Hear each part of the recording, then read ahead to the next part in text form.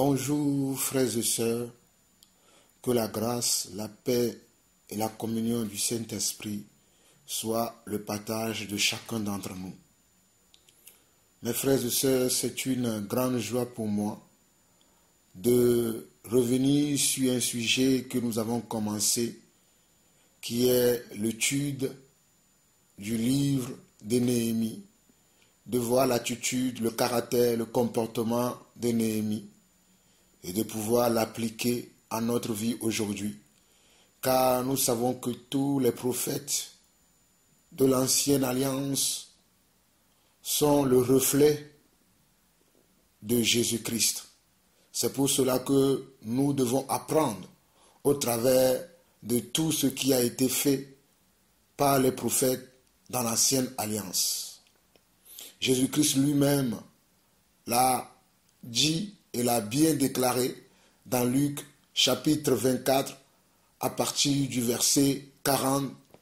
Avant de quitter ce monde, il a montré aux apôtres, aux disciples, que toutes les Écritures, en commençant par les prophètes et les psaumes, rendaient témoignage de lui, de qui il est, de comment il agit et quel était son caractère.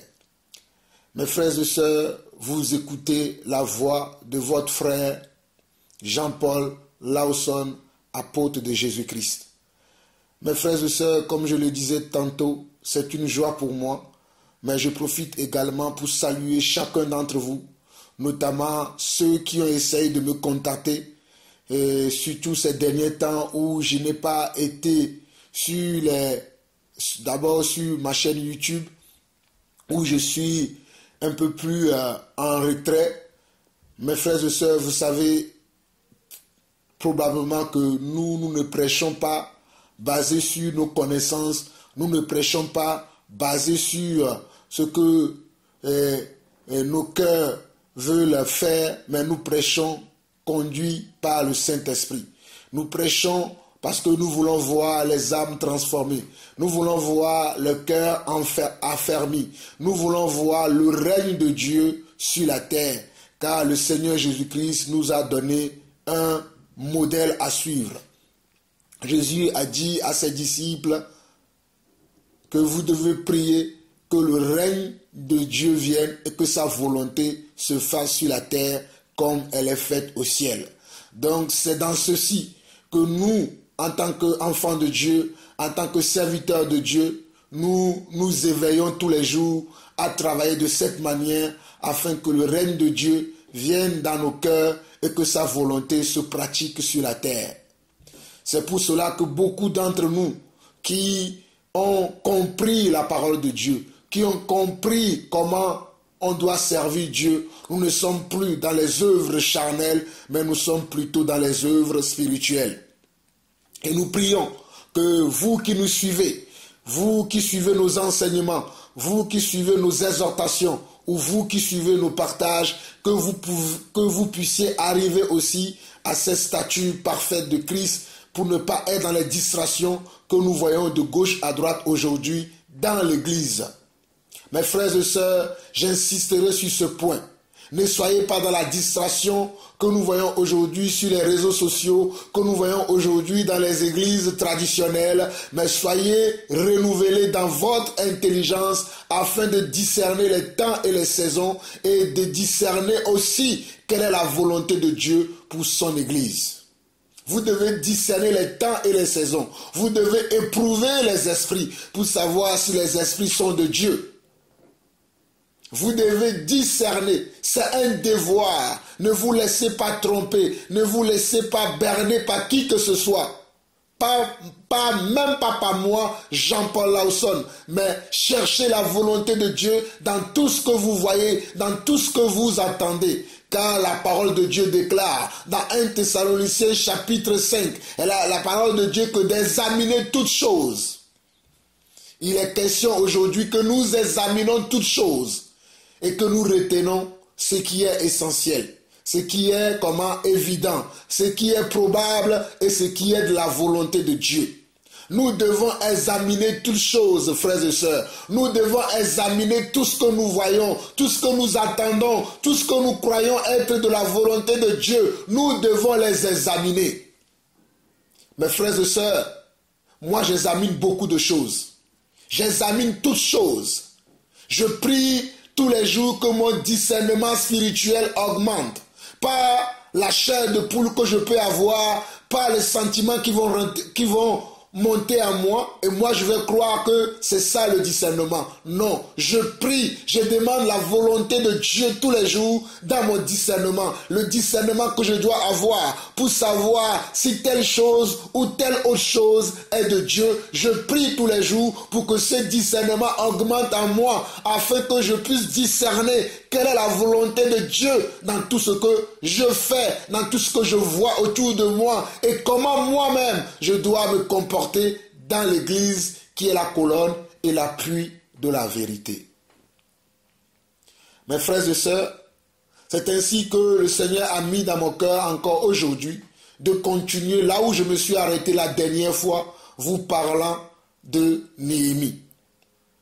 Alors nous avons vu dans la première partie de l'histoire de Néhémie que Néhémie avait appris comment la ruine du royaume de ses pères, de ses ancêtres. Que Néhémie avait appris la destruction de la grande ville qui est la ville de Jérusalem. Néhémie a vu que ses frères ont abandonné cette maison, ont abandonné cette ville. À cause de quoi? À cause de la ruine qui est arrivée. Mais Néhémie a pu identifier que c'est à cause d'eux-mêmes que ces choses sont arrivées. À cause de comment? À cause de leur péché.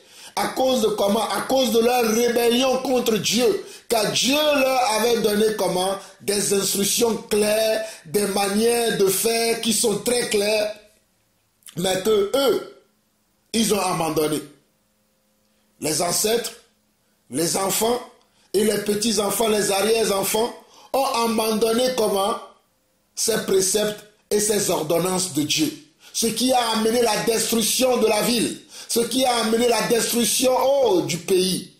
Mais Néhémie a compris que lorsque on se détourne de la volonté de Dieu, lorsqu'on n'est pas en train de faire ce que Dieu nous demande de faire, on doit se repentir.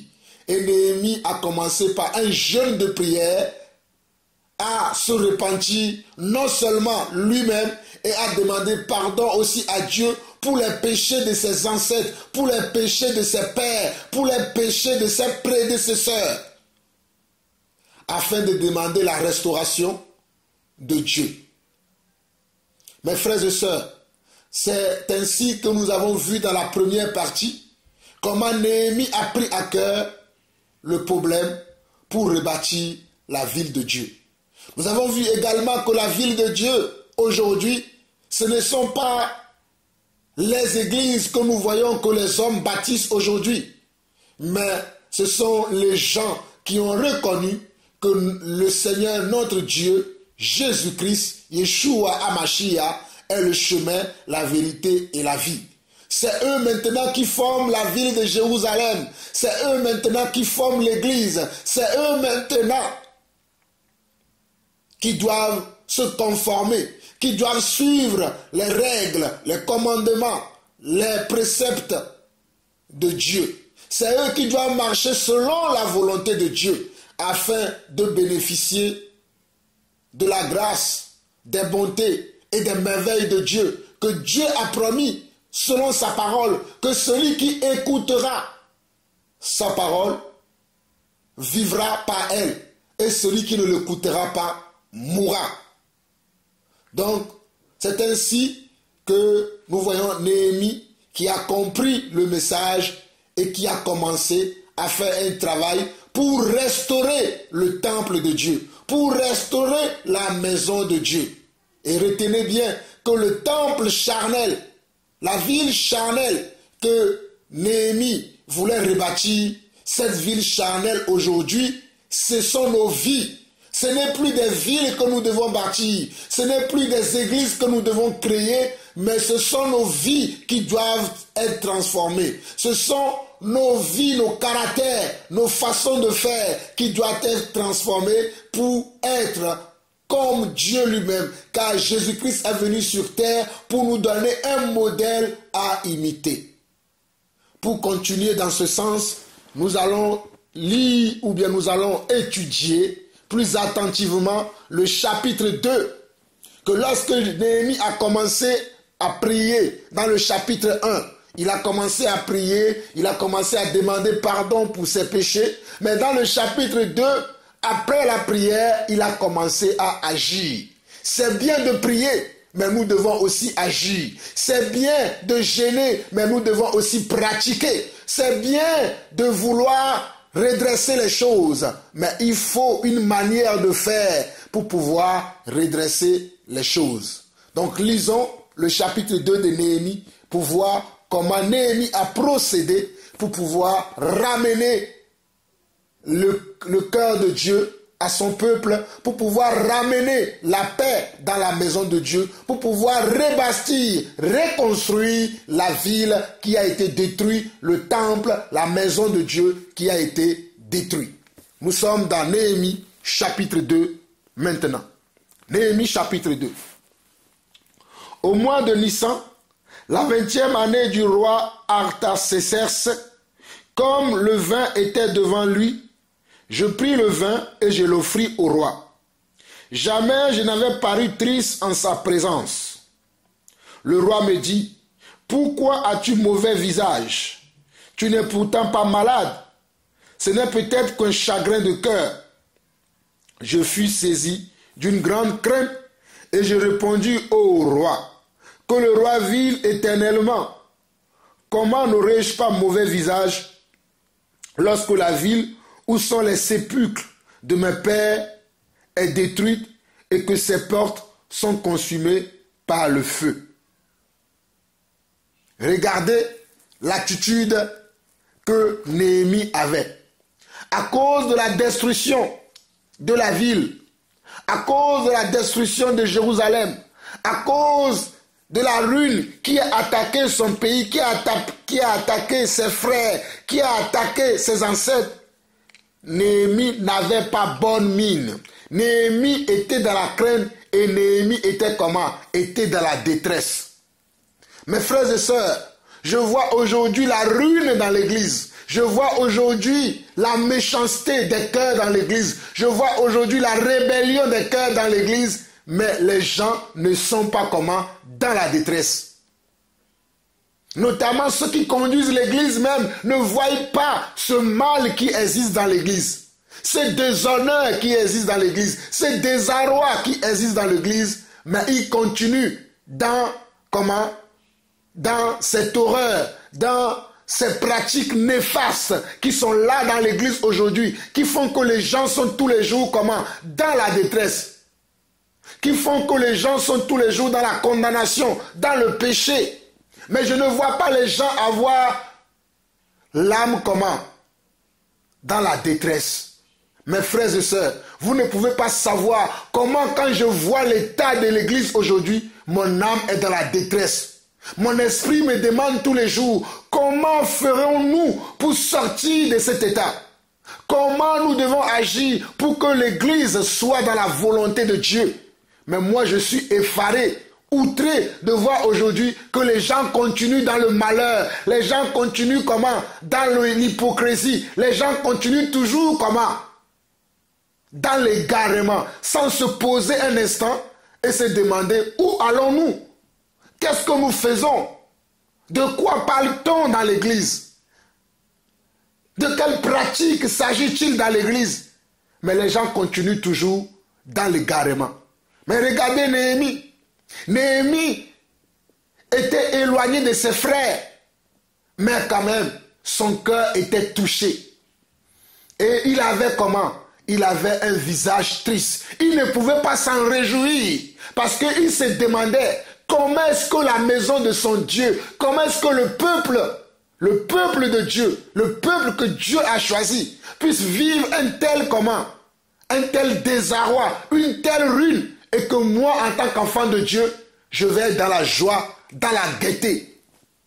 Aujourd'hui, je vois plein d'églises dans la gaieté, alors que l'église n'est pas à son comment, n'est pas en forme, n'est pas à son plus bon niveau, mais les gens sont dans la joie. Ils continuent comment? Leur fête. Ils continuent comment? Leur vandalisme dans l'église. Ils continuent comment? Leur joie dans l'église. L'église est devenue maintenant un centre de réjouissance où les gens se réjouissent. Ce n'est plus un centre de restauration des cœurs. Ce n'est plus un centre de formation. Ce n'est plus un centre où l'on vient pour rencontrer Dieu. Mais c'est devenu un centre de distraction où les gens viennent pour faire leur commerce. Où les gens viennent pour parler comment? De leur richesse.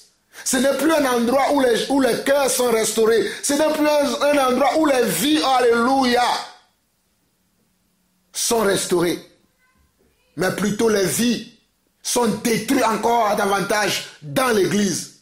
Parce que comme la Bible le déclare dans le livre de Psaume, quand les fondements sont ébranlés, le juste, que fera-t-il? Quand les fondements sont ébranlés, le juste, que fera-t-il? L'état de l'église aujourd'hui est dans la ruine parce que ses fondements sont ébranlés. Nous avons oublié le but principal de l'église. Nous avons oublié le rôle de l'église. Le rôle de l'église, c'est de réconcilier les âmes avec Dieu. C'est de réconcilier les cœurs avec Dieu. C'est que les cœurs se retournent à leur Créateur. Mais aujourd'hui, ce n'est pas ce qui se fait dans les églises. Les églises sont devenues des centres de distraction, comme les maisons de théâtre, comme les salles de cinéma. Donc les gens vont à l'église pour exhiber comment? Leur culture, pour exhiber de l'art. Les gens vont à l'église pour montrer leurs vêtements, pour montrer comment leur beauté. Mais la vraie beauté du cœur est mise de côté. Cela faisait mal à Néhémie. Cela faisait très mal à Néhémie de voir que la ville de Dieu a été détruite, que la maison de Dieu a été détruite. Néhémie avait le cœur triste. Mes frères et sœurs, beaucoup de gens rateront le ciel parce qu'ils ont vu la destruction de l'église, mais qui n'ont pas pu parler à leurs frères, qui n'ont pas pu montrer à leurs frères que l'église est en train d'aller dans la ruine. Aujourd'hui, lorsque tu veux parler à quelqu'un, lui montrer qu'il n'est pas dans la volonté de Dieu, on va te tasser de quelqu'un qui juge, qui est tout le temps dans le jugement. On ne va même pas prendre attention à ce que tu dis, mais on va directement te tasser de quelqu'un qui est trop sévère, qui est trop radical. Mais laissez-moi vous dire, mes frères et sœurs, je préfère être radical, pour être dans la volonté de Dieu, que de me conformer dans le siècle présent dans lequel nous vivons. Je préfère être radical pour sauver ma vie, car la Bible déclare que ceux qui vont persévérer, c'est eux qui verront le salut de Dieu. C'est eux qui verront la gloire de Dieu. La Bible dit de ne pas participer au péché d'autrui. Mais pour ne pas participer au péché de quelqu'un, il faut lui prouver, il faut lui dire que mon frère, ma soeur, tu es dans le péché.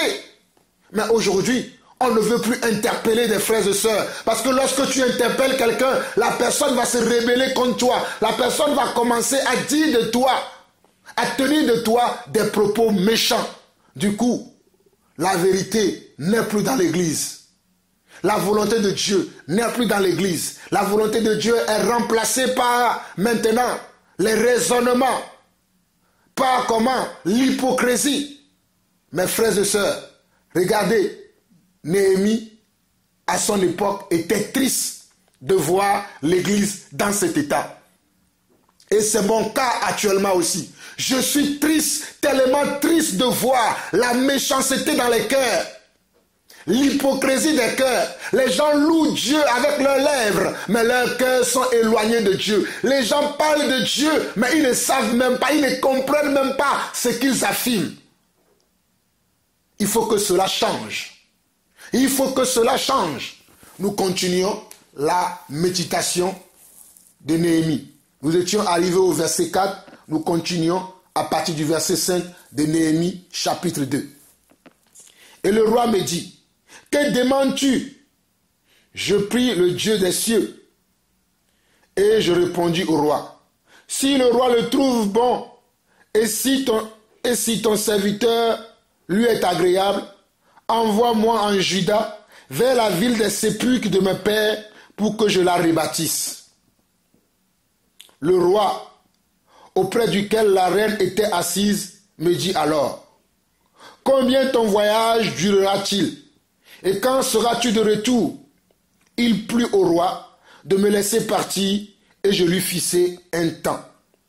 Puis je dis au roi, si le roi le trouve bon, qu'on me donne des lettres pour les gouverneurs de l'autre côté du fleuve, afin qu'ils me laissent passer et entrer en Juda.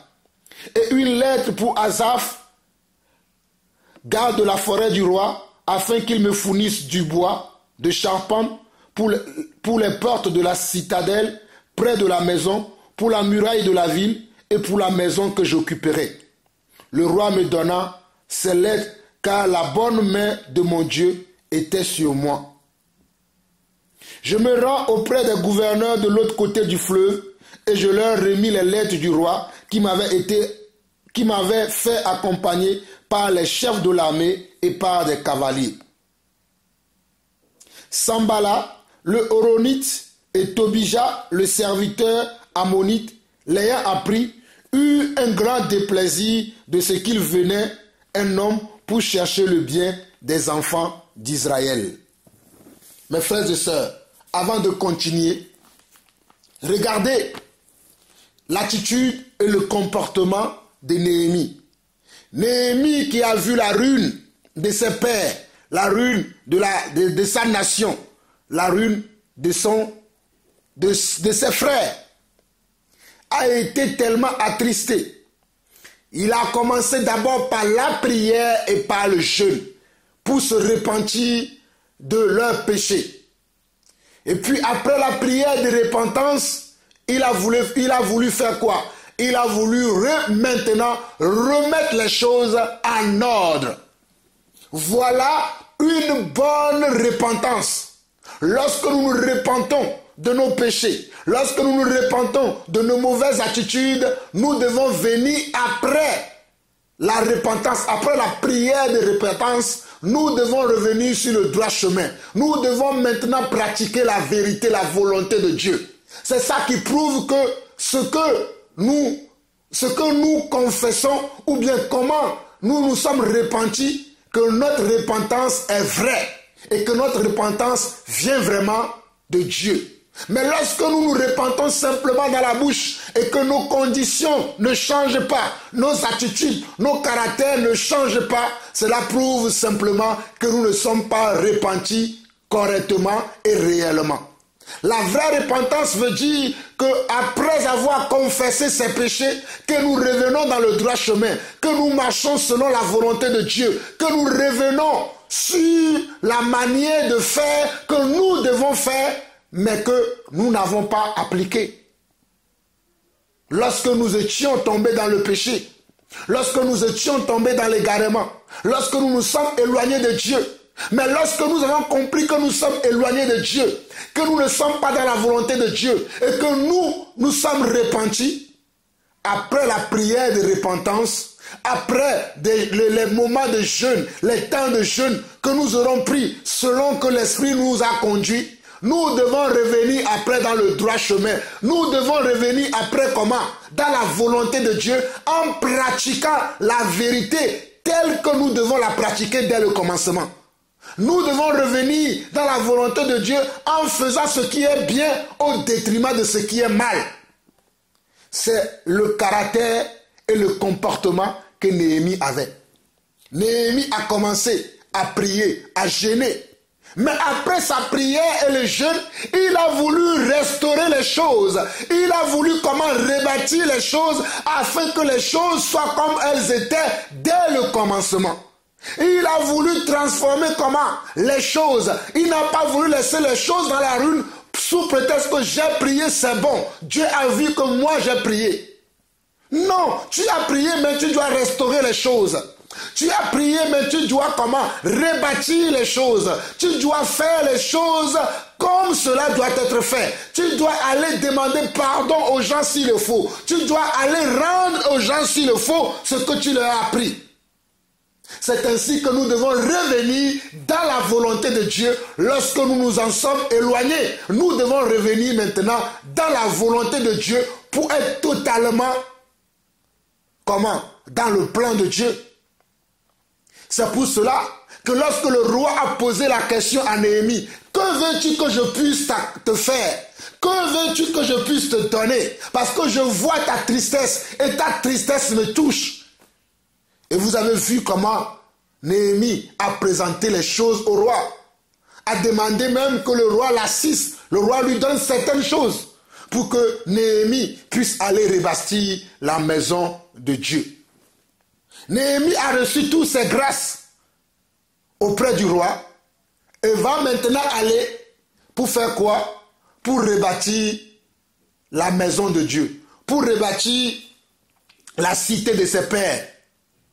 Mais c'est là où va apparaître quelqu'un que nous voyons dans le chapitre, dans le verset 10. Je relis le verset 10 pour vous. Sambala, le Horonite, et Tobija, le serviteur ammonite, l'ayant appris, eurent un grand déplaisir de ce qu'il venait un homme pour chercher le bien des enfants d'Israël. Mes frères et sœurs, il y a aujourd'hui encore dans l'église des Sambala, des Tobija, des gens qui ne veulent pas le bonheur des enfants de Dieu. Les gens qui ne veulent pas la reconstruction des enfants de Dieu. Les gens qui ne veulent pas que nous nous conformons à la parole de Dieu. Les gens qui ne veulent pas voir les enfants de Dieu marcher comme la Bible les déclare. Nous avons aujourd'hui, à notre temps, à notre siècle, des Sambala et des Tobija.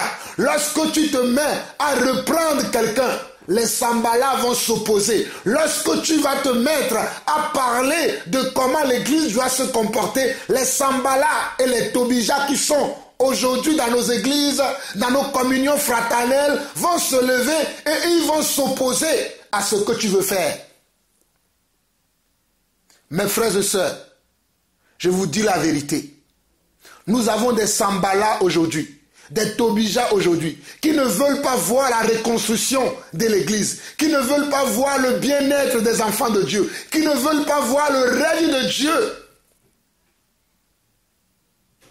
sur la terre, qui ne veulent pas voir la volonté de Dieu s'accomplir, qui ne veulent pas voir la maison de Dieu marcher comme Dieu le veut, comme Dieu le souhaite.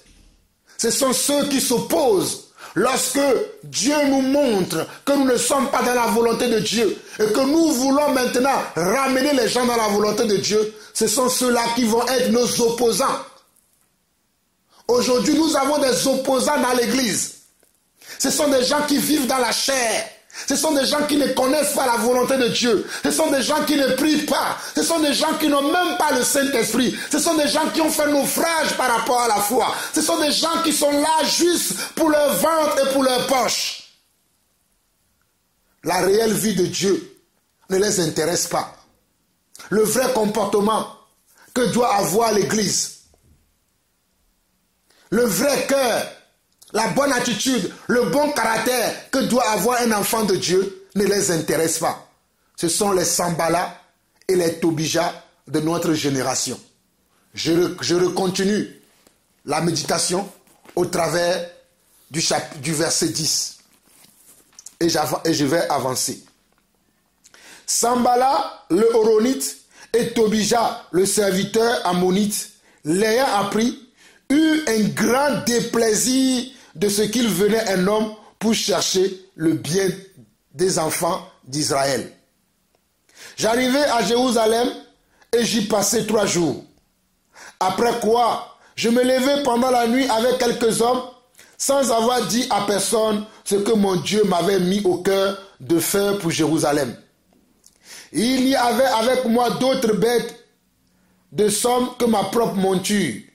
Je sortis de nuit par la porte de la vallée et je me dirigeai vers la source du dragon et vers la porte du fumier, considérant les murailles du ruine de Jérusalem et réfléchissant à ces portes consumées par le feu.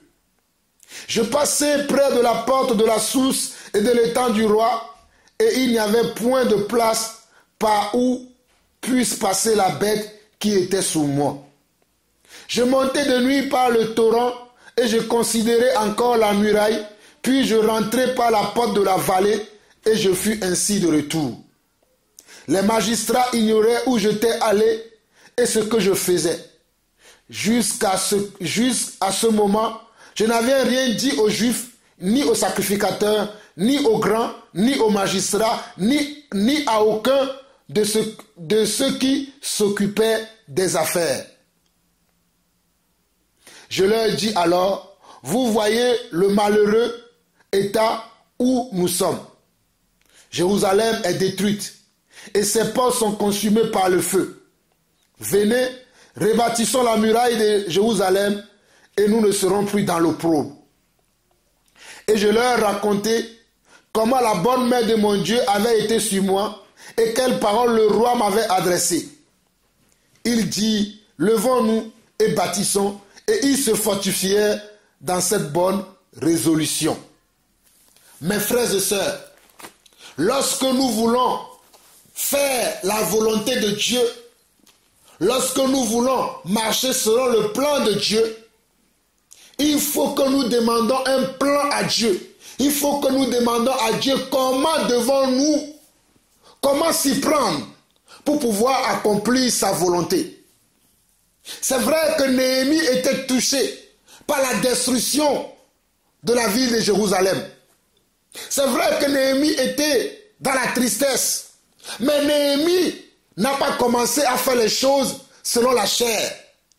Néhémie a demandé à Dieu pour que Dieu puisse l'assister, pour que Dieu puisse le conduire dans la reconstruction de Jérusalem. Et voyez comment Néhémie s'y prenait. Néhémie n'a pas parlé à tout le monde, venez, nous allons rebâtir.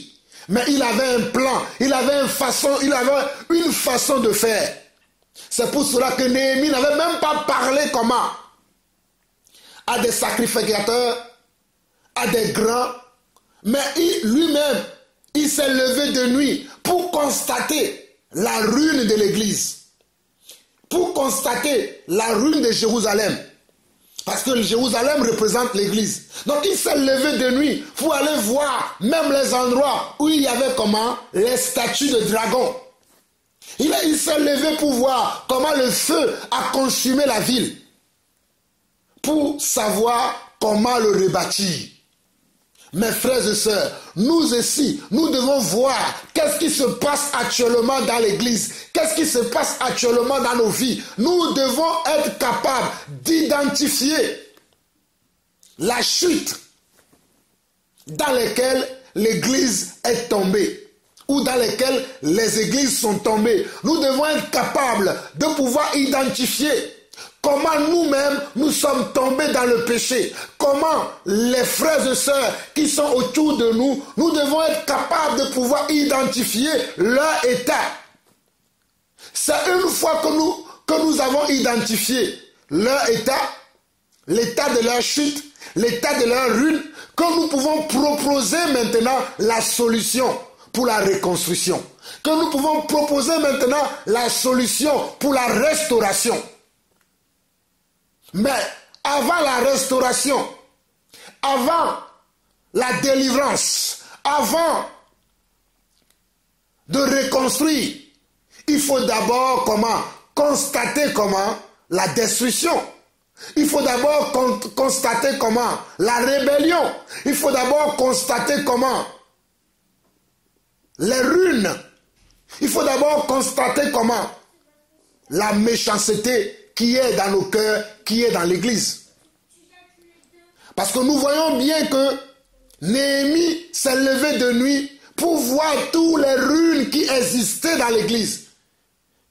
Pour voir tous les ruines qui existaient à cette époque-là à Jérusalem. Comment le feu a consumé les endroits, comment les statuettes sont là. Il a pris le temps de pouvoir sillonner toute la ville pour voir comment la ville a été détruite. C'est parce qu'il avait un plan. Il ne parlait pas aux gens n'importe comment. Parce qu'il avait un plan de reconstruction. Mes frères et sœurs, c'est bien de vouloir rebâtir l'église. C'est bien de vouloir faire les choses. mais demandons à Dieu que Dieu puisse nous assister par son Saint-Esprit, que Dieu nous donne un discernement. Sinon, nous n'allons pas bâtir, mais nous allons encore, comment? Nous allons encore gâter encore les choses.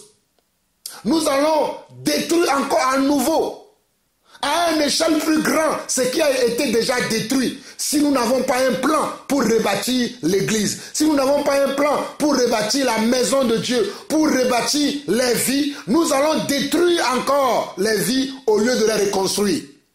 Nous allons détruire encore la vie de nos frères et sœurs au lieu de les ramener dans la volonté de Dieu, au lieu de les ramener dans la vérité. C'est pour cela que nous devons avoir un plan. Et ce n'est pas à tout le monde que nous devons parler, parce que tout le monde n'a pas notre disposition de cœur. Tout le monde n'a pas reçu cette disposition de cœur pour rebâtir la maison de Dieu. C'est nous qui avons été touchés. C'est nous qui avons été touchés par l'état de l'Église, parce que nous voyons et nous voulons travailler pour que cela change. Mais si nous nous mettons à parler à tout le monde, nous allons même parfois parler à nos ennemis, à ceux qui ne veulent pas voir le bien des enfants de Dieu, à ceux qui ne veulent pas voir l'Église restaurée. Comme nous l'avons vu dans le chapitre 10, dans le verset 10 plutôt, que Sanballat ne voulait pas le bien des enfants d'Israël. Cela lui déplaisait. Et aujourd'hui aussi, si tu ne sais pas faire attention, si tu parles à tout le monde, si tu vas voir tout le monde, tu vas parler comment? À des gens qui ne veulent pas voir l'église restaurée. Les gens qui ne veulent pas voir les âmes dans l'épanouissement dans l'église. Et ce sont des gens qui vont te mettre des bâtons dans les roues. Ce sont des gens qui ne vont pas t'aider pour que tu puisses faire avancer l'œuvre de Dieu. Mes frères, c'est pour cela qu'aujourd'hui, j'ai compris beaucoup de choses et je ne parle pas avec n'importe qui, n'importe où, n'importe comment. Parce que je sais qu'il y a des gens que lorsque tu vas leur parler de ce que Dieu a mis dans ton cœur pour la restauration de l'église, tout ce qu'ils vont te dire, c'est pour te décourager. Tout ce qu'ils vont faire, c'est pour te dire que cela n'arrivera jamais. Mais mes frères et sœurs, moi je crois que Dieu est le même hier, aujourd'hui et éternellement. Et je sais que Dieu est capable de restaurer son église. Dieu est capable de restaurer les enfants de Dieu aujourd'hui. C'est pour cela que je vous donne, Seigneur Dieu, cette exhortation, afin que chacun d'entre nous puisse avoir dans le cœur la restauration de l'église de Dieu, la restauration des frères et sœurs, l'épanouissement de l'église aujourd'hui. Que chacun d'entre nous puisse avoir cela à cœur, afin que nous puissions voir nos assemblées, nos lieux de rassemblement transformés, nos vies transformées. Qu'il n'y a plus de l'hypocrisie dans l'église, qu'il n'y a plus la rébellion dans l'église, qu'il n'y a plus la méchanceté dans l'église, qu'il n'y a plus comment la ruine, le désarroi qui est dans l'église aujourd'hui. L'état de l'église aujourd'hui est impitoyable. L'état de l'église aujourd'hui, mes frères et sœurs, je vous le dis avec sincérité, est pitoyable. Parce que nous avons rempli l'église des artifices que Dieu ne nous a pas demandé, des programmes que Dieu ne nous a pas demandé, des choses qui n'ont rien à voir avec la volonté de Dieu. C'est ainsi que l'église est tombée dans la ruine. Nous continuons dans la méditation de ce passage. Nous sommes arrivés au verset 18, au verset 19 plutôt. Sanballat, le Horonite, Tobija, le serviteur ammonite, et Geshem, l'arabe, ayant été informés, se moquèrent de nous et nous méprisèrent. Mes frères, voyez-vous, un homme qui a compris qu'il doit restaurer la maison de Dieu, un homme qui a compris qu'il doit demander à ses frères pour que ses frères puissent l'aider à rebâtir la maison de Dieu. Mais comme il y a parmi ces gens des faux frères, des gens qui ne veulent pas le bien-être des enfants de Dieu, ils vont commencer comment? À vous mépriser. Ils vont commencer à vous demander, qui êtes-vous? qui vous a appelé, de quel droit vous vous permettez pour dire de telles choses. Vous êtes beaucoup plus dans le jugement. Regardez, nous sommes dans Néhémie chapitre 2, le verset 19. Sambala le Horonite, Tobija le serviteur ammonite et Geshem l'arabe, ayant été informés, se moquèrent de nous et nous méprisèrent. Comme beaucoup méprisent Jean-Paul Lawson aujourd'hui, comme beaucoup méprisent toutes ces personnes qui ont le cœur de Néhémie aujourd'hui, on les méprise dans les églises où il n'y a pas la volonté de Dieu. On les méprise dans les assemblées où il y a comment la pagaille, où il y a comment la zizanie, il y a le désordre, on les méprise. On n'aime pas écouter ce genre de personnes. Lorsque ce genre de personnes arrivent, on dit « Ah, il est venu encore avec le jugement. Il est venu encore avec ses remarques. » Mais mes frères et sœurs, nous ne pouvons pas nous taire lorsque nous voyons que dans l'église de Dieu, les choses ne sont pas à leur place, que les gens ne sont pas à leur place, que les gens ne marchent pas selon la vérité. Croyez-vous que nous allons nous taire? Notre maître nous a donné un modèle. Matthieu chapitre 23. Lorsque Jésus-Christ allait à la rencontre des pharisiens, se taisait-il? Lorsque les apôtres rentraient dans les temples, se taisait-il? Lorsque Paul allait dans les églises, Paul se taisait-il? Paul venait toujours pour annoncer la volonté de Dieu. Paul venait toujours pour annoncer comment? La pratique de la volonté de Dieu, selon le bon thème, dans le bon comportement, dans la bonne façon de faire. C'est ce que moi j'ai vu les apôtres faire. C'est ce que Pierre faisait. C'est ce que Jean faisait. C'est ce que Jacques faisait. C'est ce que Paul faisait, c'est ce que les premiers disciples, ceux qui ont été nos précurseurs dans la foi, c'est ça qui a été leurs attitudes, c'est ça qui a été leur comportement. Ils ne cherchaient que comment? La volonté de Dieu. C'est pour ça qu'ils pouvaient dire aux hommes qui étaient connus, aux hommes qui étaient comment? Honorés. Ils vont leur dire, vaut mieux plaire à Dieu plutôt que de plaire aux hommes. Et aujourd'hui, puisque les gens veulent se plaire entre eux, les gens ne veulent même pas dire la vérité entre eux. Parce qu'on se plaît dans le mensonge, on se plaît dans l'hypocrisie, on se plaît dans la rébellion. Personne ne veut plus dire la vérité à son prochain.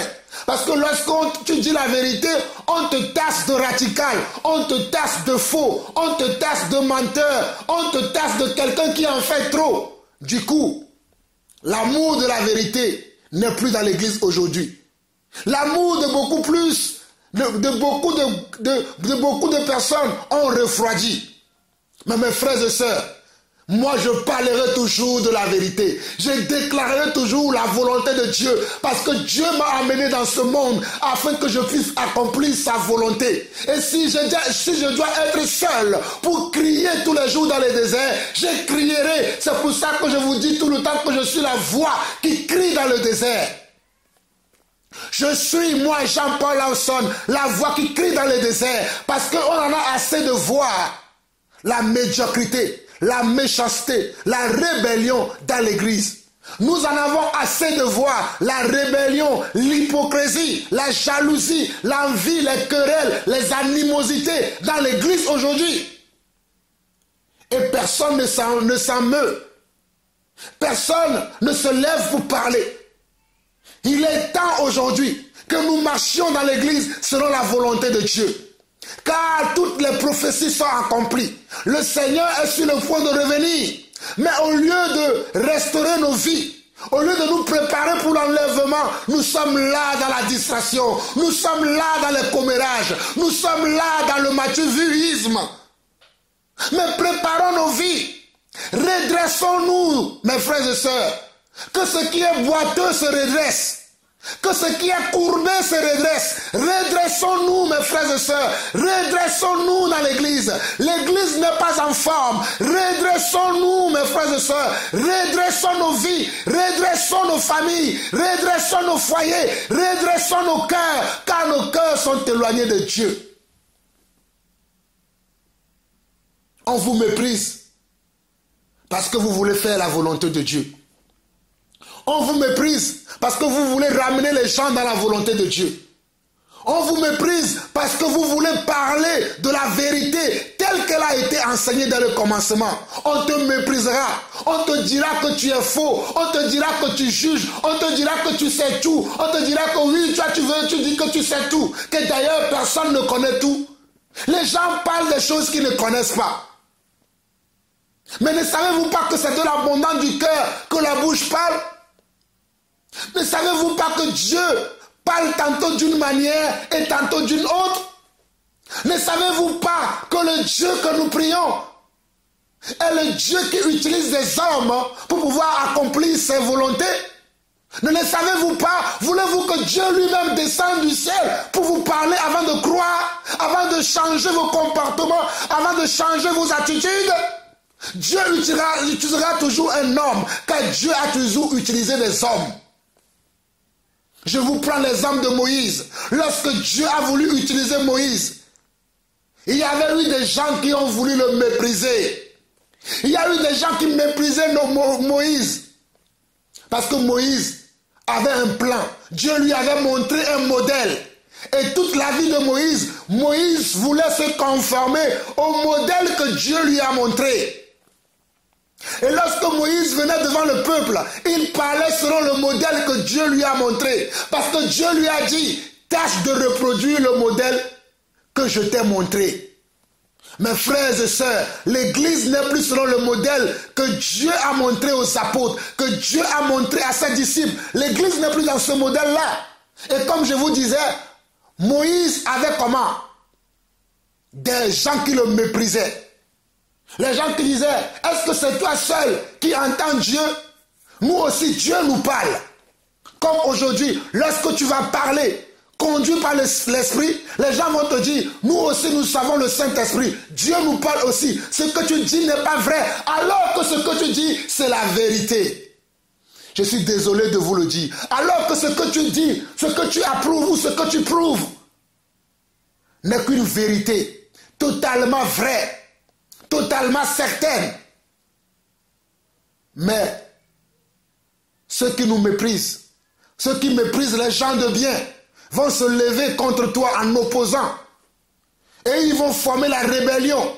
Ils vont commencer à parler aux gens. Ne suivez pas de telles personnes. Ne suivez pas ce qu'il dit. Oh, il a dit ça, mais ce n'est pas seulement vrai. Il a dit ça, mais ce n'est pas tellement exact. Il a dit ça, mais ce n'est pas comme ça. C'est ainsi que la rébellion a grandi dans l'église.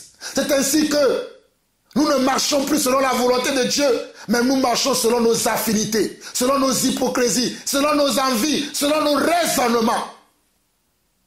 Mais allez voir comment Dieu a puni ceux-là qui se rébellaient contre Moïse.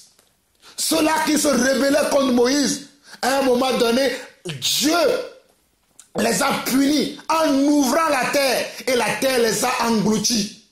La terre les a engloutis, ces personnes et leurs familles. Mes frères et sœurs, je vous mets en garde. Vous qui méprisez les rebâtisseurs du temple de Dieu, les restaurateurs du temple de Dieu, les restaurateurs de vos vies, vous qui les méprisez, un jour, vous allez voir, Dieu va vous punir. Vous qui ne les considérez pas, vous qui ne voulez pas voir la restauration de la maison de Dieu, la restauration des vies, et lorsque Dieu suscite quelqu'un pour restaurer des vies, vous le méprisez, vous le traitez de tous les noms, vous le traitez de faux, vous le tassez de tout ce que vous voulez. Dieu va vous montrer quel est le Dieu qu'il est, puisque vous ne voulez pas obéir, puisque vous ne voulez pas écouter. Dieu va vous montrer quel est le Dieu qu'il est. Nous avançons. Nous étions au verset 19. Nous allons reprendre au verset 19 et nous allons avancer. On nous dit, Sambala le Horonite, Tobija le serviteur ammonite et Geshem l'arabe, ayant été informés, se moquèrent de nous et nous méprisèrent. Il dit, que faites-vous là? Vous révoltez-vous contre le roi? Et je leur fis cette réponse. Le Dieu des cieux nous donnera le succès. Nous, ses serviteurs, nous nous lèverons et nous bâtirons. Mais vous, vous n'avez ni part ni droit, ni souvenir dans Jérusalem. C'est ce que je vous disais tout à l'heure.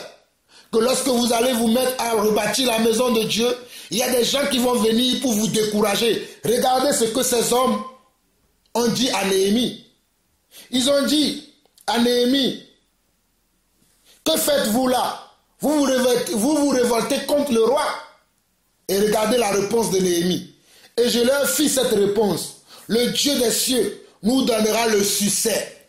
Le Dieu des cieux, lorsque nous nous repentons, lorsque nous voulons faire sa volonté, il nous donne toujours du succès. Le Dieu que nous prions, lorsque nous voulons marcher selon ses commandements, selon son cœur, il nous donne toujours du succès. Nous, ses serviteurs, nous nous lèverons et nous bâtirons. Mais vous n'avez ni part, ni droit, ni souvenir dans Jérusalem. Cela veut dire quoi? Cela veut dire que nous ne devons pas nous focaliser sur ce que les gens veulent nous faire croire, ce que les gens veulent nous faire avaler. Mais nous devons nous focaliser sur Dieu. Comme nous voyons Néhémie ici.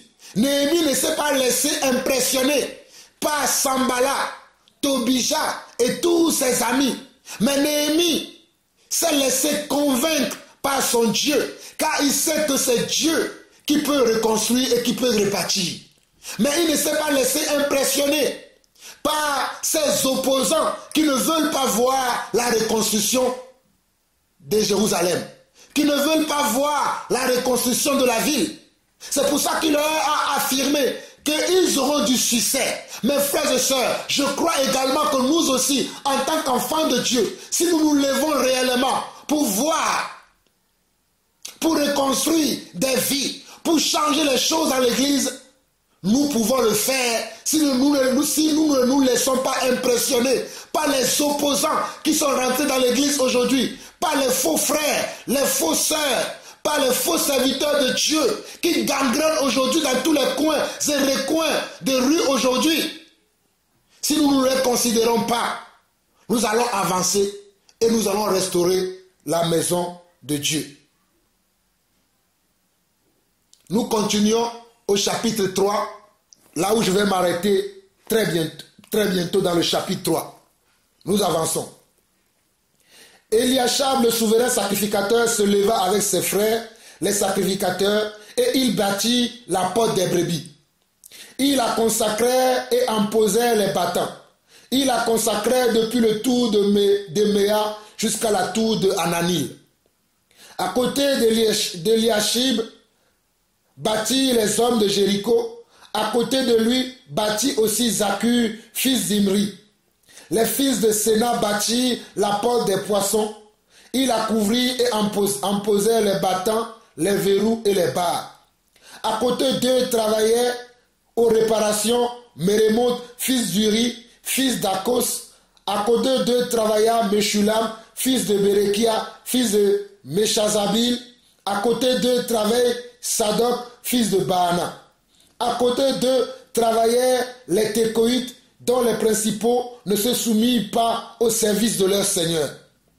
Jojada, fils de Pasek, et Meshula, fils de Besodia, réparaient la vieille porte. Il la couvrit et en posait les battants, les verrous et les barres. À côté d'eux travaillaient Mélassia, le Gabaonite, Jadon, le Mérotite, et les hommes de Gabaon et de Mishpa, appartenant au siège du gouverneur de ce côté du fleuve. À côté d'eux travailla Uziel, fils de Araja, d'entre les Ophèbes, et à côté de lui travailla Anania, d'entre les parfumeurs. Il laissait Jérusalem jusqu'à la muraille large. À côté d'eux travailla aux réparations Rephaja, fils de Hu, chef de la moitié du district de Jérusalem. À côté d'eux travailla vis-à-vis de sa maison Jejada, fils de Aramaph, et à côté de lui travailla Ashus, fils de Ashbinia. Une autre portion de la muraille et la tour des fours furent réparées par Makija, fils de Harim, et par Ashum, fils de Pachas, Moab. À côté d'eux travailla avec ses filles Shalom, fils d'Aloshek, chef de la moitié du district de Jérusalem. Hanoun et les habitants de Zanoach réparèrent la porte de la vallée. Il la bâtit et en posèrent les battants, les verrous et les barres. Il fit de plus 1000 coudées de mur jusqu'à la porte du fumier.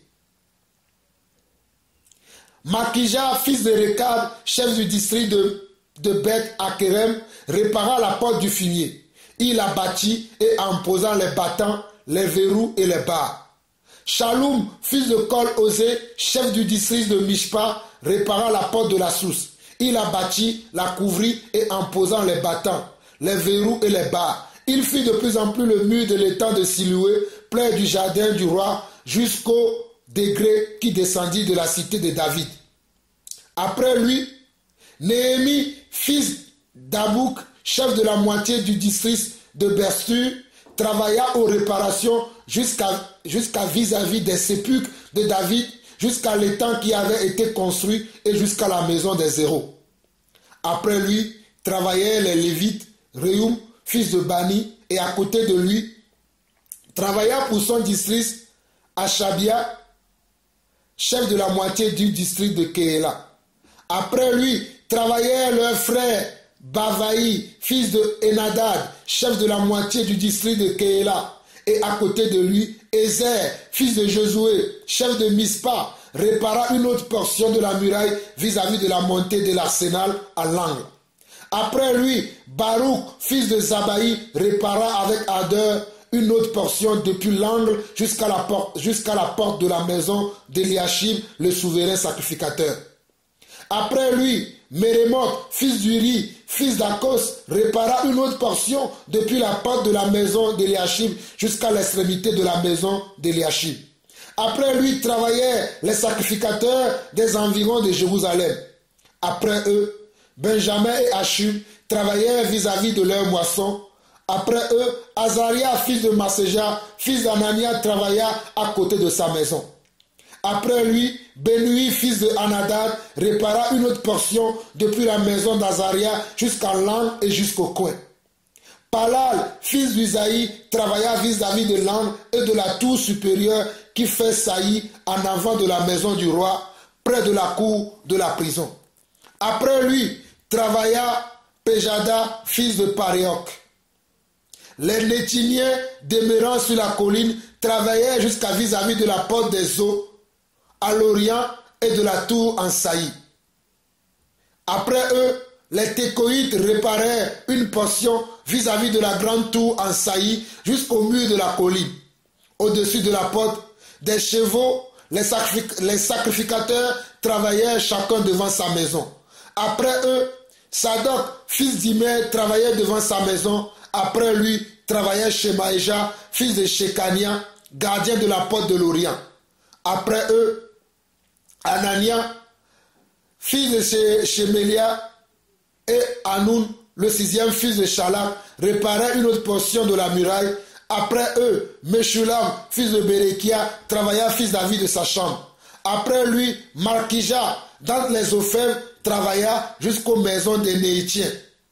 Jusqu'aux maisons des Néhétiens et des marchands, vis-à-vis de la porte de Mifkad et jusqu'à la chambre haute du coin. Les Ophèbes et les marchands travaillaient entre les chambres hautes du coin et la porte des brebis. Mes frères et sœurs, vous voyez dans le chapitre 3, on nous montre comment chacun travaillait pour la reconstruction du temple. Chacun travaillait pour la reconstruction de la ville. On nous montre comment les sacrificateurs, les tribus, tout le monde a travaillé pour la reconstruction de la ville et du temple. Tout le monde a mis comment? La main à la pâte. Pour reconstruire l'église, ce n'est pas la question d'une seule personne. Ce n'était pas Néhémie tout seul qui a rebâti l'église. Mais il y a des gens qui l'ont aidé. Je veux dire par là que dans l'église, une seule personne ne peut pas bâtir l'église. Mais l'église doit être bâtie par plusieurs personnes parce que nous avons des rôles différents. Nous avons des dons et des talents différents dans l'église. Mais lorsque nous mettons ces talents et ces dons en commun, nous pouvons bâtir l'église. lorsque nous ne sommes pas dans l'orgueil, lorsque nous ne sommes pas dans l'hypocrisie, mais nous voulons vraiment bâtir l'église, nous voulons vraiment reconstruire et que nous nous mettons ensemble, nous pouvons faire de grandes choses, nous pouvons faire de très grandes choses, mes frères et sœurs. Lorsque nous nous mettons ensemble, parce que ce que nous voulons, c'est de voir la maison de Dieu rebâtie, c'est de voir l'église rebâtie, nous pouvons faire de grandes choses. Voyez-vous au chapitre 3, chacun venait avec ce qu'il peut faire et ils se mettaient ensemble pour prendre cette partie de la ville et le rebâtir, cette partie du temple et le rebâtir. Vous avez vu, c'est ainsi que chacun a travaillé pour la reconstruction de l'église. C'est ainsi que dans l'église, Dieu a appelé les uns comme apôtres, les autres comme prophètes, les autres comme évangélistes, les autres comme pasteurs, les autres comme docteurs, pour le perfectionnement des saints. Ils ne vont pas tous jouer le même rôle, mais chacun a ses fonctions. C'est ainsi que dans l'église, Dieu a doté des uns de dons de connaissance, de dons de sagesse, de dons de foi, de dons de guérison, de dons d'opérer des miracles. Mais c'est pour que l'église puisse être à sa bonne forme. Mais si chacun travaille à son niveau, si chacun veut voir l'église à sa pleine forme, ne voyez-vous pas que l'église va vivre les merveilles de Dieu? Ne voyez-vous pas que si chacun a son poste, non pas imputant sur le rôle de l'autre, sur la fonction de l'autre, sur le poste de l'autre, mais que chacun a sa place, chacun reconnaît la grâce et la valeur de l'autre. Ne voyez-vous pas que l'église va avancer? Mais aujourd'hui, nous nous entretuons entre nous. Nous nous entretuons entre nous. Mes frères et sœurs, j'aimerais finir par là en vous lisant juste une partie du chapitre 4 et je vais m'arrêter là parce que je vous en avais déjà averti pour que vous puissiez vous-même méditer ce passage. Je ne vais pas trop tarder sur ce passage. Nous allons reprendre la prochaine fois, mais je vais lire une partie du chapitre 4 et je vais conclure ici cette deuxième partie de cet enseignement que je veux vous apporter. Nous sommes dans le chapitre 4 maintenant. Lorsque Sanballat apprit que nous rebâtissons la muraille, il fut en colère et très irrité. Regardez, lorsque Sanballat a vu que l'église de Dieu est sur le point d'être reconstruite, la ville de Dieu est sur le point d'être reconstruite, il fut comment? Il fut en colère. Il fut en colère et très irrité. C'est ainsi que dans l'église aujourd'hui, les Sanballat que nous avons se mettent en colère lorsqu'ils voient que quand nous intervenons, quand nous parlons, les cœurs peuvent être changés, ils se mettent en colère, ils se rebellent, ils s'irritent contre nous. C'est la même chose que nous vivons aujourd'hui. Regardez l'attitude de Sanballat. Vous allez voir qu'autour de vous, dans vos assemblées, dans vos communions fraternelles, il y a des Sanballat. Il y a des gens qui ont l'esprit de Sanballat dans nos réunions, dans nos églises. Regardez bien le chapitre 4 de Néhémie. Lorsque Sanballat apprit que nous rebâtissons la muraille, il fut très irrité et très en colère. Il se moqua des Juifs et dit devant ses frères et devant les soldats de Samarie: à quoi travaillent ces Juifs impuissants? Les laisseront-on faire? Sacrifieront-ils? Vont-ils achever? Redonneront-ils vie à des pierres ensevelies sous des morceaux de poussière et consumées par le feu? Tobija l'ammonite était à côté de lui et il dit: laissez-les bâtir. Si un renard se lance, il renversera leur muraille de pierre. Regardez comment ces deux hommes, Sanballat et Tobija, regardez comment ils se moquaient des enfants de Dieu. Regardez comment il se moquait de ceux-là qui veulent voir la ville de Jérusalem être reconstruite, qu'ils veulent voir le temple de Dieu être reconstruit. Regardez comment ces deux-là se moquaient d'eux. C'est la même chose que nous subissons aujourd'hui. Nous qui voulons voir les enfants de Dieu reconstruits, nous qui voulons voir l'église véritable de Dieu à l'œuvre, on va se moquer de nous. Que non, il n'y a pas d'église parfaite. Non, il n'y aura jamais une église qui sera parfaite. Parce que dans l'église, il y aura toujours des divisions, il y aura toujours des querelles, il y aura toujours des animosités, il y aura toujours des hypocrites. C'est ainsi que nous avons de nos jours des Sambala et des Tobija qui ne nous laissent pas faire, qui ne veulent même pas nous laisser faire. Parce que tout ce qu'ils veulent, c'est de nous dissuader à faire la volonté de Dieu. Tout ce qu'ils veulent, c'est de nous dissuader à ne pas chercher à restaurer l'église. C'est de nous décourager. C'est de ne pas nous encourager. Mais mes frères et sœurs, je parle à quelqu'un ce matin. Je parle à quelqu'un qui a l'esprit de Néhémie ce matin. Je parle à quelqu'un qui a le désir de voir l'épanouissement de ses frères et sœurs dans l'église. Je parle à quelqu'un qui veut voir la volonté de Dieu s'accomplir dans son église. Moi, je veux voir la volonté de Dieu s'accomplir dans son église. C'est pour ça que je ne me fie pas aux oppositions, aux opposants qui sont là aujourd'hui dans l'église, qui ne nous encouragent pas, qui sont là à voir que le mal, qui ne voient pas que ce que nous voulons, c'est le bien-être de chacun de nous. Ce que nous voulons, c'est de voir la volonté de Dieu s'accomplir tous les jours dans son église. Mais ils sont là à nous décourager. Ils sont là à inciter les frères et sœurs, ceux qui sont mal affermis, ils sont là à les inciter à ne pas suivre la volonté de Dieu. Ceux qui n'ont pas un discernement aiguisé, ceux qui ne sont pas affermis dans la volonté de Dieu, ces personnes les poussent à ne pas écouter la voix de Dieu, à ne pas s'examiner réellement et voir qu'ils ne sont pas en train de suivre Dieu. Ces personnes les poussent à ne pas s'examiner et rentrer dans la volonté de Dieu. Au lieu de nous examiner, au lieu de nous refocaliser sur la volonté de Dieu, au lieu de nous centraliser sur la volonté de Dieu, nous nous centralisons sur les choses de ce monde.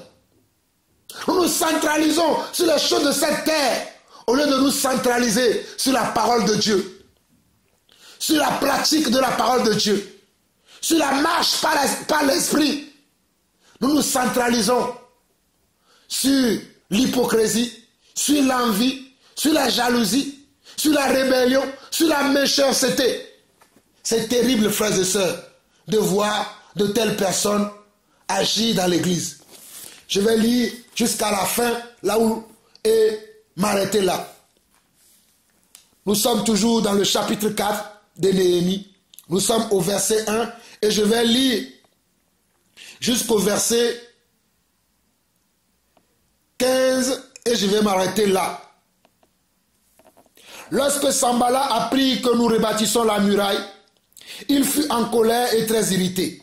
Il se moqua des Juifs et dit devant ses frères et devant les soldats de Samarie: à quoi travaillent ces Juifs impuissants? Les laisseront-on faire? Sacrifieront-ils? Vont-ils achever? Redonneront-ils vie à des pierres ensevelies sous des monceaux de poussière et consumées par le feu? Tobija, l'ammonite, était à côté de lui et il dit: laissez-les bâtir.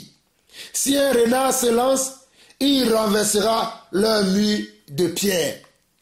Oh!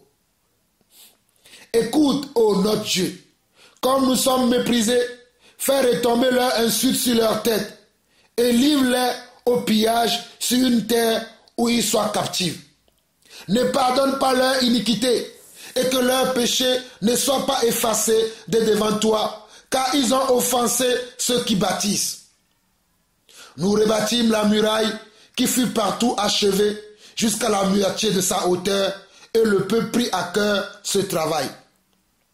Mais Sambala, Tobija, les Arabes, les Ammonites et les Asdodiens furent très irrités en apprenant que la réparation des murs avançait et que les brèches commençaient à se fermer.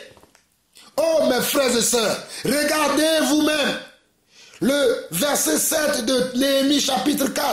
Mais Sambala, Tobija, les Arabes, les Ammonites et les Asdodiens furent très irrités en apprenant que les réparations des murs avançaient et que les brèches commençaient à se colmater, à se fermer. Lorsque les gens voient que les cœurs se convertissent, que les âmes changent de cœur, changent de comportement, il y en a qui ne sont pas contents. Il y en a qui ne veulent pas voir les âmes être affermies dans la volonté de Dieu. Ils ne veulent pas voir les âmes suivre la parole de Dieu telle qu'elles doivent le suivre. C'est pour cela qu'ils se rebellent. C'est pour cela qu'ils se lèvent contre nous. C'est pour cela qu'ils annoncent et qu'ils enseignent des hérésies aujourd'hui. Vous voyez la preuve aujourd'hui. Nous continuons au verset 8. Ils se liguèrent tous ensemble pour venir attaquer Jérusalem et lui causer du dommage. Nous priâmes notre Dieu et nous établîmes une garde jour et nuit pour nous défendre contre leurs attaques. Nous devons nous défendre, Seigneur, mes frères et sœurs. Nous devons nous défendre dans l'église contre les gens qui ne veulent pas voir l'église dans l'état que Dieu veut la retrouver. Nous devons nous défendre contre ces personnes. Nous devons nous défendre contre les gens qui ne veulent pas voir l'église épanouie, qui ne veulent pas voir les âmes affermies, les âmes marchant dans la volonté de Dieu. Nous devons nous les attaquer nous aussi. Verset 10. Cependant, Judas disait, les forces manquent à ceux qui portent les fardeaux et les décombres sont considérables. Nous ne pourrons bâtir la muraille et nos ennemis disaient, ils ne sauront et ne verront rien jusqu'à ce que nous arrivions au milieu d'eux. Nous les tuerons et nous ferons aussi cesser l'ouvrage. Or, les Juifs qui habitaient près d'eux vinrent 10 fois nous avertir de tous les lieux où ils se rendaient vers nous. C'est pourquoi je plaçai dans les enfoncements, derrière les murailles et sur les terres secs, le peuple par famille, tous avec leurs épées, leurs lances et leurs arcs. Je regardai et m'étant levé, je dis aux grands, aux magistrats et au reste du peuple, ne les craignez pas. Souvenez-vous du Seigneur, grand et redoutable, et combattez pour vos frères, pour vos fils et vos filles, pour vos femmes et pour vos maisons. Lorsque nos ennemis apprirent que nous étions avertis, Dieu anéantit leurs projets et nous retournâmes tous à la muraille, chacun à son ouvrage. Chacun à son ouvrage. Je vais finir ce chapitre 4 pour finir là aujourd'hui, pour que vous reteniez l'essentiel. Depuis ce jour, la moitié des serviteurs travailla et l'autre moitié était armée de lances, de boucliers, d'arcs et de cuirasses. Les chefs étaient derrière toute la maison de Juda, ceux qui bâtissaient la muraille et ceux qui portaient ou chargeaient les fardeaux travaillaient d'une main et tenaient une arme de l'autre. Chacun d'eux en travaillait avec son épée ceinte autour des reins. Celui qui sonnait de la trompette se tenait près de moi. J'ai dit aux grands, aux magistrats et au reste du peuple, l'ouvrage est considérable et étendu, et nous sommes dispersés sur la muraille, éloignés les uns des autres. Au son de la trompette, rassemblez-vous auprès de nous, vers le lieu d'où vous l'entendrez sonner, notre Dieu combattra pour nous. C'est ainsi que nous poursuivions l'ouvrage, la moitié d'entre nous, la lance à la main, depuis le lever de l'aurore jusqu'à l'apparition des étoiles. Dans ce même temps, je dis encore au peuple que chacun passe la nuit dans Jérusalem avec son serviteur, faisant la garde pendant la nuit et travaillant pendant le jour. Et nous ne quittions point nos vêtements, ni moi, ni mes frères, ni mes serviteurs, ni les hommes de garde qui me suivaient. Chacun n'avait que ses armes et de l'eau. Mes frères et sœurs, c'est ainsi que je vais m'arrêter aujourd'hui sur la deuxième partie de cet enseignement de la désolation de Néhémie. Comment Néhémie, après sa désolation, a voulu bâtir la ville de Jérusalem, reconstruire la ville, reconstruire le temple. Cela nous montre un modèle de caractère, de comportement, d'attitude à imiter, nous aussi aujourd'hui, à notre temps, à notre époque, pour comment? Pour refaçonner l'église, pour reconstruire l'église, car l'église n'est pas en pleine forme aujourd'hui. Dans l'église aujourd'hui, il y a des rivalités, il y a des querelles, il y a des envies, il y a des jalousies. Et l'église est en ruine. L'église a été consumée par la rébellion, par les méchancetés, par les rivalités aujourd'hui. Donc il faut la rebâtir. Et pour la rebâtir, il faut que nous n'en tenions pas compte des oppositions qui sont là aujourd'hui. Nous avons des Sambala et des Tobija dans l'église aujourd'hui, qui ne vont pas nous encourager, qui vont nous dissuader. Lorsque nous voulons voir l'épanouissement de nos frères et sœurs, lorsque nous voulons voir l'affermissement de nos frères et sœurs, lorsque nous dénonçons le mal qui se pratique dans l'église aujourd'hui, le mal qui s'accomplit tous les jours dans l'église, et que nous les dénonçons, ces Sambala et ces Tobija qui sont là ne vont pas nous encourager. Ils vont nous tasser de faux. Ils vont nous traiter de très radicaux, de très religieux, des gens qui ne connaissent pas l'écriture. Et j'en passe de tous les noms qu'ils peuvent nous donner. Mais mes frères et sœurs, si nous sommes sérieux, si nous sommes vrais, si nous cherchons vraiment la vérité, nous-mêmes, nous serons capables de pouvoir identifier dans l'église tout ce qui ne va pas. Nous serons capables de pouvoir identifier dans notre vie tout ce qui ne va pas. Et croyez-moi, mes frères et sœurs, il y a beaucoup de choses dans notre vie et dans notre église qui ne vont pas, qui ne sont pas conformes selon la doctrine que Christ nous a donnée au travers des apôtres, au travers des prophètes, au travers de sa parole. Il y a beaucoup de choses que nous pratiquons aujourd'hui, que nous mettons en valeur aujourd'hui dans l'église, qui ne correspondent pas à la volonté de Dieu. Et il faut que ces choses changent. Et pour que ces choses changent, c'est pour cela que nous, en tant que serviteurs de Dieu, nous les apôtres, les prophètes, les évangélistes, les pasteurs et les docteurs que Dieu a mandatés pour la restauration de son église.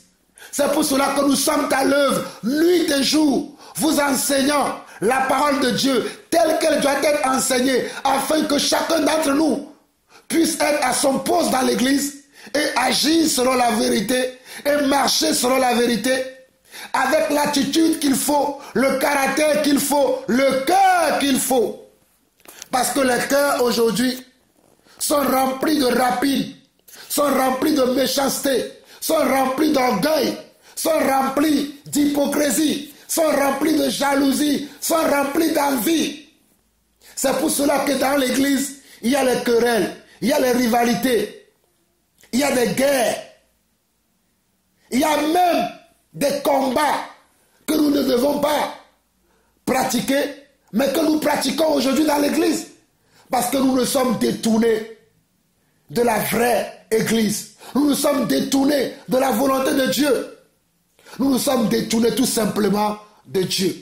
Mes frères et sœurs, c'est là où je vais m'arrêter dans cette deuxième partie de Néhémie, que je vous exhorte vous-même à continuer à méditer, parce que Dieu va vous ajouter des choses que moi je n'ai pas pu vous dire, que je n'ai pas pu vous montrer. Si vous méditez ce livre avec attention, avec la volonté de cœur de comprendre Dieu et de pouvoir marcher selon lui, selon son cœur et selon son plan, Dieu vous montrera beaucoup de choses à redresser, non seulement dans vos vies, mais aussi dans votre cœur et aussi dans vos comportements. Que la grâce de Dieu soit sur chacun d'entre vous. Je vous salue, vous tous, mes frères et sœurs, ici, en région parisienne, en France, dans tous les autres continents et dans le monde entier. Recevez mes salutations fraternelles et recevez mon amour, l'amour qui vient de mon cœur, afin que chacun d'entre nous puisse marcher selon la volonté de Dieu. Éternel mon Dieu, je te bénis de ce temps que tu m'as encore accordé aujourd'hui, afin que je puisse partager ce petit moment avec mes frères et sœurs un peu partout dans le monde entier, afin que nous puissions rebâtir nos vies et rebâtir ton église. Cette église que tu vas venir prendre, cette église que tu veux voir sans tache ni ride, mais qui aujourd'hui est perdue. Papa, montre à chacun d'entre nous nos péchés, montre à chacun d'entre nous là où nous sommes tombés, afin que nous puissions nous redresser et revenir dans de bons sentiments, dans de meilleures résolutions pour la continuité de ton œuvre dans nos vies et dans ton église. Nous te donnons toute la gloire, toute la puissance et tout le règne. Que ton règne vienne dans nos cœurs et que ta volonté s'accomplisse dans nos vies. Père, merci encore pour tes bienfaits. Merci encore pour ta parole. Merci parce que tu dis que tout ce qui est écrit d'avance a été écrit pour notre instruction. Aide-nous à nous instruire au travers de ce qui a été écrit d'avance. Merci papa, au nom de Jésus-Christ. Amen. À très bientôt dans la suite. Bye bye.